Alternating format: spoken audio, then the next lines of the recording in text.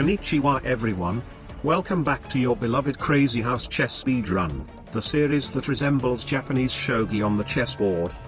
And without any further ado, let's get into today's content. And on the very first game of the day, we get a frickin' FIDE master. Why? I am so dead. E5. Knight f3. Knight c6. This is probably my first time ever facing an actual master in an actual chess game, and even though there isn't much hope for a 100 rated player like me to win this game, at least this will prove that I never use paid actors for my videos. Bishop c4. Aha.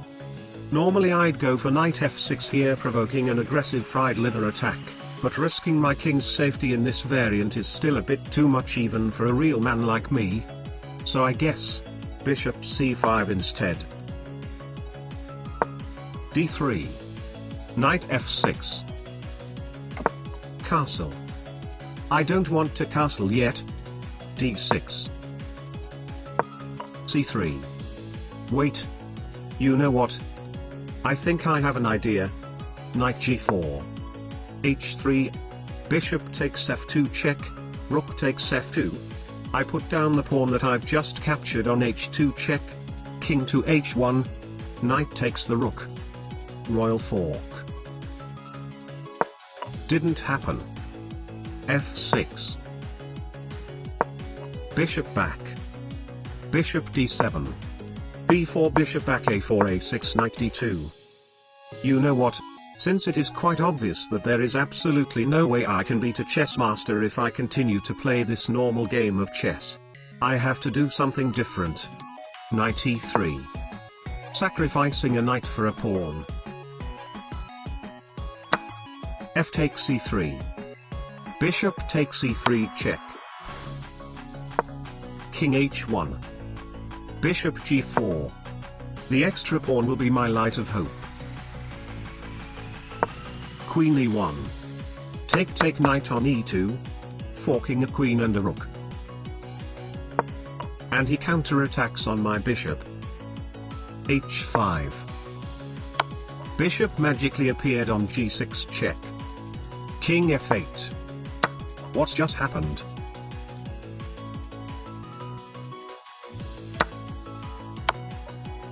Aha. So he sacrificed his queen to remove the defender of the e3 square. Absolutely diabolical. King e2. Knight takes d8. Rook takes d8. And according to our established rules, the speedrun ends whenever a loss happens. But wait a second. I actually sensed that there was something wrong during the game, so I decided to send out my secret intelligence team to make a thorough investigation. It turns out that my FIDE master opponent was actually wearing jeans while playing chess with me. Absolutely unacceptable. Therefore I made a call to FIDE and complain about their master wearing jeans. They ultimately decided that my opponent was actually disqualified before the game begins. I won by the default, plus 10 elo. Second game, let's go. Okay, so after having to fight a chess master, we are back to the relatable opponent section. d4. d5. f3. Okay, if there is one thing I learned from the previous game, is that pushing pawns can create a lot of weak spots in your territory, which can be taken advantage much easier by simply dropping the extra materials in. I will refrain from pushing pawns for now. e4. That should blunder a pawn. Bishop b5 check. Very aggressive. c6. F takes c4. Aha. That blunders a bishop, but I'll say that capturing the pawn will prove more value. His king is too exposed in the center. We can get some massive positional advantages here. d5. A pawn magically appears on f2. Check. King f1. F takes g1.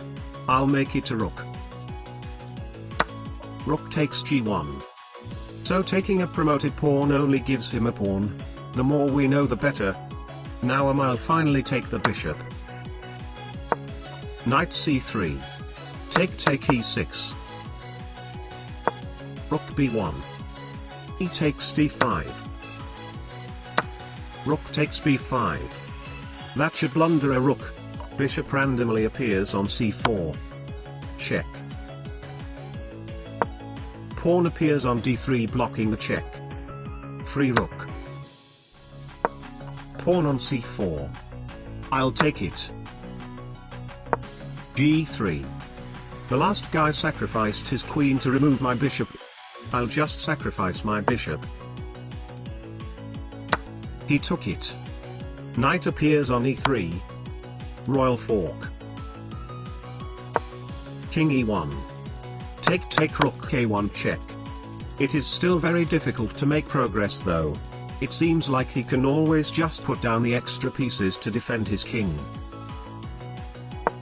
King d2. Rook takes g1. Bishop appears on e7. Very aggressive. Queen appears on e1. Checkmate in 1. Crazyhouse chess speedrun today. 100% win rate.